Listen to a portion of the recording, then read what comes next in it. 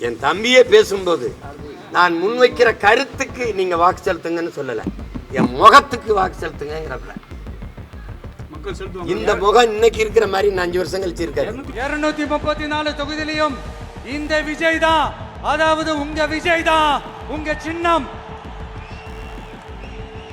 அவர் யாருன்னு உங்களுக்கும் தெரிஞ்சிருக்கும்.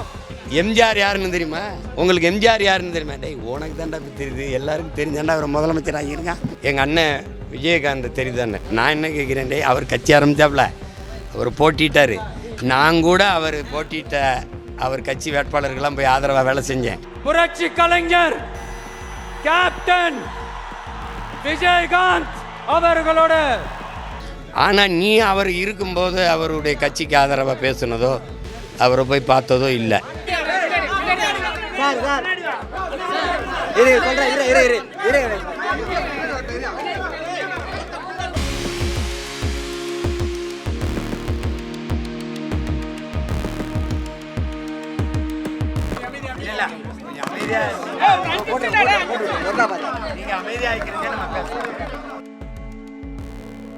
தொடர்ச்சியா வந்து நீங்க சொல்லுவீங்க, அது குட்டி கதையை வந்து விஜய் சொல்லிருக்காரு. உங்களோட விஜய் அனுபவத்துல சொல்லுங்க. குட்டி கதையை வந்து நீங்க சொன்ன கதையை வந்து விஜய் வந்து சொல்லியிருக்காரு. அது உங்களோட தொண்டர்களும் சரி, உங்களோட எல்லாருமே சரி, நண்பர்களும் சரி, அவங்க வந்து எங்க சீமான் அண்ணன் சொன்னதுன்னு சொல்றாங்க. ஆனா அவங்க சைடுன்னு பார்த்தா இதெல்லாம் ஒரு கதை, இதெல்லாம் புனைப்பு கதைன்னு சொல்றாங்க. அது எப்படி பாக்குறீங்க? கதை அது கதைனால அந்த முதல்ல அதை அந்த இந்த நிலத்தில் எடுத்து சொன்னது யாருன்னு இருக்குல்ல. நான் அதை 2021 தேர்தலில் வாக்கு சேகரிக்கும் போது ஒரு நேர்மையாளனை உண்மையானனை தேர்வு செய்யுங்கன்னு நான் இந்த கதையை சொல்கிறேன். அதை தம்பி வந்து இன்றைக்கி அதை நான் வந்து இந்த நாட்டின் இளவரசனை தேர்வு செய்கிறதுக்காக சொன்னேன். அடுத்த மன்னனை அவர் தளபதின்னு மாற்றிட்டு அதை சொல்கிறாரு. அதில் வருத்தம் இல்லை. அது இப்போ ஒன்றிலிருந்து ஒன்று கட்டுறதை நான் எங்கேயோ கட்டுறதை நான் சொல்கிறேன். அவர் இதை கட்டுறது அண்ணன்ட்ட கட்டுறதை தம்பி இன்னொரு இடத்துல சொல்கிறார். அது தவறு ஒன்றும் இல்லை. அரசியல் அனுபவத்தில் சொல்லுங்கள், மாநாட்டுக்கு கூடுற கூட்டம்லாம் ஓட்டா வருமா? ஏன்னா சிரஞ்சீவி என்பது மாநாடு கூட்டினாரு, பெரிய இதோட லட்சக்கணக்கான கட்சியை கழிச்சிட்டாருங்க. தாவேக்கா மாநாட்டு கூட்டத்தை பற்றி என்ன நினைக்கிங்க? அப்போ நான் அவர் தெளிவாக சொல்லிட்டாரு, எனக்கும் திமுகவை தான் போட்டி, மற்ற யாருக்கு இல்லைன்னு உங்களை வந்து போட்டியில் சேர்க்க மாட்டேங்காரு. இல்லை அது வந்து இப்போது போட்டின்னு நம்ம எல்லோரும் சொல்லலாம். இப்போ நானும் திமுகவும் போட்டின்னு சொல்லலாம், அதிமுக எங்களுக்கும் திமுகவுக்கும் தான் போட்டின்னு சொல்லுது. தம்பியும் அதே கருத்தை சொல்கிறார். இப்போ ஒரு எளிய ஒரு கேள்வி தான். ஒரு சித்தாந்தத்தை ஏற்கனவே முன்வைக்கப்பட்டு அது மக்களால் ஏற்கப்பட்டு சித்தாந்தமாக ஏற்கப்பட்டுச்சா எப்படி ஏற்கப்பட்டுச்சுங்கிறது வேறு. 60 ஆண்டுகளுக்கு மேலே அதிகாரத்தில் இருக்கிற ஒரு சித்தாந்த கோட்பாடு திராவிடம் திமுக அப்படின்னு. அந்த சித்தாந்தத்தை அதை தாண்டி என்ன ஒரு சித்தாந்தம், அந்த கொள்கை கோட்பாடுகளை தாண்டி ஆகச்சிறந்த கொள்கை கோட்பாடுகளை வச்சுத்தான் அதை வீழ்த்த முடியுமே ஒழிய ஒரு சித்தாந்தத்தை ஒரு சினிமா வந்து வீழ்த்திட முடியாது. உங்களுக்கு நான் சொல்கிறது புரியுதுன்னு நினைக்கிறேன். அவர்கள் திராவிடம் என்ற கோட்பாட்டை வைக்கிறாங்க, நாங்கள் அதெல்லாம் தமிழ் தேசியம் என்ற ஒரு மாற்று கோட்பாட்டை வைக்கிறோம். இப்போ உங்களுக்கு எங்களுக்கு என்ன வேறுபாடுன்னு சொல்கிறோம். நீங்கள் வீழ்வது நாமாக இருந்தாலும் வாழ்வது தமிழாக இருக்கட்டும்னு சொன்னீங்க. ஆனால் இன்றைக்கு வீழ்வது தமிழாக இருக்கட்டும் இருந்தாலும் வாழ்வது நாமாக இருக்கட்டும்னு மாற்றிட்டீங்க. எங்கும் தமிழ் எதிலும் தமிழ். நீங்கள் இப்போ எங்கேயும் இல்லை தமிழ்ங்கிற நிலைமைக்கு வந்துடுச்சு. அதனால நாங்கள் அதை மாற்ற நினைக்கிறோம். நம்ம ஒரு கோட்பாட்டை ஒன்றுலையும் மாற்றுறோம். கல்வி மானுட உரிமை, அதை கொடுக்க வேண்டியது அரசின் கடமை. நீங்கள் கொடுக்காமல் இருப்பது மாபெரும் கொடுமைன்னு நாங்கள் கல்வியை எல்லாருக்கும் சரியாக சமமாக கொடுக்கணும் அப்படின்னு ஒரு வரோம். அது தரமாக கொடுக்கணும்னு நினைக்கிறோம். அதே மாதிரி மருத்துவம் ஒரு மகத்தான சேவை, அது என் மக்களுக்கு தேவைன்னு நினைக்கிறோம். அதை ஆகச்சிறந்த மருத்துவத்தை ஒரு 8 கோடி மக்களால் நிறுவப்பட்ட ஒரு அதிகாரத்தால் தர முடியாத கல்வி மருத்துவத்தை ஒரு தனியார் முதலாளி கொடுத்து விடுவான் என்பதை நான் ஏற்கலை. நான் அவனை விட பல மடங்கு தரமாக என் மக்களுக்கு கல்வி மருத்துவத்தை குடிநீர் விநியோகத்தை நான் கொடுக்க முடியும்னு நான் நினைக்கிறேங்கிற கோட்பாட்டை நான் வைக்கிறேன்.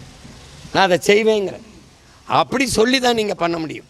என் தம்பியே பேசும்போது நான் முன்வைக்கிற கருத்துக்கு நீங்கள் வாக்கு செலுத்துங்கன்னு சொல்லலை, என் முகத்துக்கு வாக்கு செலுத்துங்கிறப்ப. இந்த முகம் இன்னைக்கு இருக்கிற மாதிரி 5 வருஷம் கழிச்சு இருக்காது. புரியுதா உங்களுக்கு? அந்த முகத்துக்கு வாக்கு செலுத்துவாங்களா தமிழக மக்களுக்கு என்ன நினைக்கிறீங்க? அது பொறுத்துன்னு தான் பார்க்கணும். மதுரை மாநாட்டில் அங்கே வந்து அம்பேத்கர், வேலுநாச்சியார், தந்தை பெரிய எல்லாருக்கும் இருந்தது. ஆனால் மதுரைக்கு மிக முக்கியமான பசும்பொன் தேவருடைய எந்த கட்டோட்டம் கிடையாது. விஜய் நிற்கும் வார்த்தை கூட எந்த இடத்துலையும் பயன்படுத்தலை. இதை எப்படி பார்க்குறீங்க? மிக முக்கியமான மதுரையில் பசும்பொன் தேவரையா தான். இல்லை தம்பியை பொறுத்த வரைக்கும் நீங்கள் நான் என்ன பார்க்குறேன்னா ஒரு 1/2 மணி நேரம் உரை ஒரு மாநாட்டில் ஒரு ஒரு இனத்தை வழிநடத்தி அதிகாரத்தைக்கு வரணும்னு நினைக்கிற ஒரு தலைவன் வந்து ஒரு மாநாட்டுக்குன்னு ஒரு உரை தயாரிப்பு இருக்குது. அதில் வந்து கடந்த முறை நீங்கள் கொள்கை வழிகாட்டியாக சொன்ன யாரையும் இந்த வாட்டி பேசலை. அது விட்டுட்டு திடீர்னு பேரறிஞர் அண்ணாவையும் பெருந்தகை எம்ஜிஆர் அவர்களையும் எடுத்துகிட்டு வந்துட்டீங்க. ஒருத்தர் ஒரு கட்சியை தொடங்கினவர், இன்னொருத்தர் இன்னொரு கட்சியை தொடங்கினவர். எந்த கட்சியை ஒழிக்கணும்னு என் தம்பி சொல்கிறாரோ அந்த கட்சியை தொடங்கின பெருமகனே அவர் தான், அண்ணா அவர்கள் தான். அப்போ அவர் வழியில் போய் அவர் கட்சியை ஒழிக்கிறதுங்கிறது அது அடிப்படையை வேடிக்கை இருக்குது. ரெண்டாவது மதுரை அப்படின்னாவே என் தம்பி தராமல் பாருங்க. ஒன்று மீனாட்சி அம்மன் கோயில், வைகை, அப்புறம் நாங்கள் இப்போல்லாம் ஜிகிர் தண்டா, ராத்திரி இட்லி கடையெல்லாம் ஏப்பா விட்டாயின்னு அதெல்லாம் அடையாளம். மதுரைன்னா அதுக்கு ஒன்று அது தேடி அதுக்கு சொல்லணும். அதை விட்டுட்டு அவன் பேசுகிறம்போது பாருங்கள், எம்ஜிஆர் யாருன்னு தெரியுமா உங்களுக்கு? எம்ஜிஆர் யாருன்னு தெரியுமா? டேய் உனக்கு தாண்டா இப்போ தெரியுது, எல்லாருக்கும் தெரிஞ்சாண்டா அவரை முதலமைச்சர் ஆகியிருக்கான், அவரை புகழ்ந்துருக்கான். அப்படி தெரியுது இல்லை, அவர் அப்போ தான் அவர் தெரிஞ்சுக்கிறாரு எம்ஜிஆர் யாருன்னு தெரியுதா. எங்கள் அண்ணன் விஜயகாந்த் தெரியுதாண்ணே. நான் என்ன கேட்குறேன், டே அவர் கட்சி ஆரம்பித்தாப்புல அவர் போட்டிட்டார். நான் கூட அவர் போட்டிட்ட அவர் கட்சி வேட்பாளர்கள்லாம் போய் ஆதரவாக வேலை செஞ்சேன். ஏன் அவருக்கே போய் ரிஷிவந்தியத்தில் வாக்கு சேகரித்தேன் 2011. உங்களுக்கு தெரியும், அம்மையார் ஜெயலலிதாவோட அவர் கூட்டணி வச்சுருக்கும்போது. ஆனால் நீ அவர் இருக்கும்போது அவருடைய கட்சிக்கு ஆதரவாக பேசுனதோ அவரை போய் பார்த்ததோ இல்லை. இன்றைக்கி முதல் மாநாட்டில் அவர் பேரை குறிப்பிட்டிருந்தீங்கன்னா மகிழ்ச்சிக்குரியது. முதல் மாநாட்டில் பேரறிஞர் அண்ணா என்ற பெருந்தகையோ ஐயா எம்ஜிஆரை குறிப்பிட்டிருந்தேன்னா மகிழ்ச்சிக்குரியது.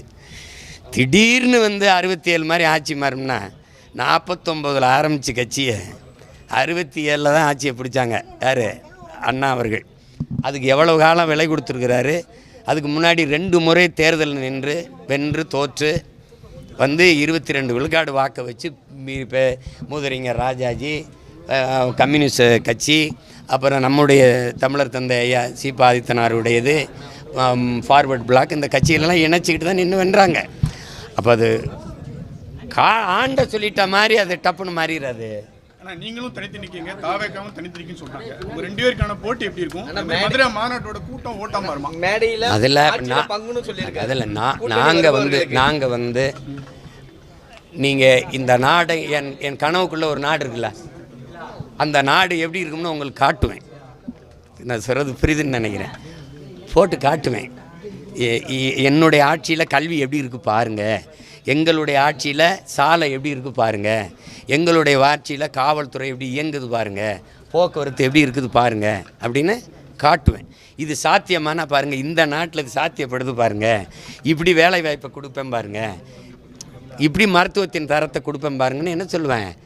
பேசி நீங்கள் நம்பலை. ஏன்னா 15 வருஷம் என்னை காலி பண்ணிட்டீங்க. ஆனால் இப்போ நான் உங்களை நம்பலை. அதனால் என்ன செய்கிறேன், இந்த வாரம் இப்படி இருக்கும்னு காட்டிடுறேன். எப்படி அதை நீ பொறுத்திருந்தான் பார்க்கணும். ஆனால் தொண்டர்களை இழிவுபடுத்த, தொண்டர்கள் ரசிகர்கள் இழிவுபடுத்துறதுல இது கிரீஸ் தடவி அவங்களுக்கு கேவலப்பட்ட ஒரு விஷயம் பண்ணியிருக்காங்க. யாரும் கிட்ட நெருங்காதபடி அதை வந்து கேட்டு பார்த்தீங்கன்னா நீங்களே வீடியோ பார்த்துருப்பீங்க. அனில் குஞ்சி விஷயத்தை ஒன்று பண்ணியிருப்பாங்க. அது எப்படி நான் பார்க்குறீங்க? ஏதோ எல்லாத்தையுமே இன்றைக்கே பேசுகிறேன். நாளைக்கு கூட்டம் இருக்கு. நீதிமன்றத்தையும் நீதித்துறையும் அவமதித்து பேசியதாக சீமான் மீது வந்து பதிவு செய்யுங்க அப்படின்னு நீதிமன்றம் சொல்லியிருக்கு. என்ன அப்படி தவறாக பேசிட்டீங்க? எங்கே உங்களுக்கு சொல்றேன், எங்கே எப்போ சொல்லியிருக்கு? அதெல்லாம் எதிர்கொள்வேன். உள்துறை அமைச்சர் அமித்ஷா வரும்போது இப்போ வந்து லேட்டஸ்டாக வந்து ஒரு சட்ட மசோதா நிறைவேற்ற போகிறாங்க. அதாவது 30 நாட்கள் சிறை தண்டனை அனுபவிச்சவங்க பிரதமராக இருந்தாலும் முதல்வர் இருந்தாலும் அவங்க பதவி பறிக்கப்படும் அப்படின்ற ஒரு சட்டத்தை ஏற்ற போகிறாங்கன்றாங்க. இதை எப்படி நீங்கள் பார்க்குறீங்க? அப்படின்னா அவங்க 2 பேரும் தான் முதல்ல பதவியில் இருக்க முடியாது. ஏன்னா இவங்கெல்லாம் குஜராத் கலவரத்தை யார் நடத்துனதுன்னு உங்களுக்கு தெரியும். அப்போ யார் அந்த நாட்டில் முதன்மையான மாநிலத்தில் அந்த மாநிலத்தில் பொறுப்பில் இருந்ததுன்னு தெரியும். சொல்லுவாங்க. இதெல்லாம் ஒரு பரபரப்புக்காக சொல்கிறதா. அது சட்டம் வராது, நிறைவேற்ற முடியாது, உங்களுக்கு தெரியும்னு நினைக்கிறேன். எல்லாம் இப்போ நிறைவேறியிருக்கா? அதை சொல்லும்போது ஒரு போராட்டம் ஒரு கருத்து வரும்போது அந்த வேறு பக்கம் கவனத்தை திசை திருப்பிட்டு அதை பற்றி நம்ம பேசிட்டு இருப்போம். இதெல்லாம் சமீப காலமாக பாரதிய ஜனதா சேர்ந்தவங்க உங்களை சந்திச்சுட்டே இருக்கிறாங்க. ஒருவேளை கூட்டணிக்கு அழைப்பு கொடுத்துட்டு இருக்காங்களா? சந்திக்கிறது இல்லை, அப்படிலாம் ஒன்றும் கிடையாது. இப்போ திமுகவில் இருக்கவங்க கூட தான் சந்திக்கிறாங்க, அதிமுக கூட தான் சந்திக்கிறாங்க. ஏன்னா எல்லா கட்சியிலையும் சொந்தக்காரங்க இருக்காங்க.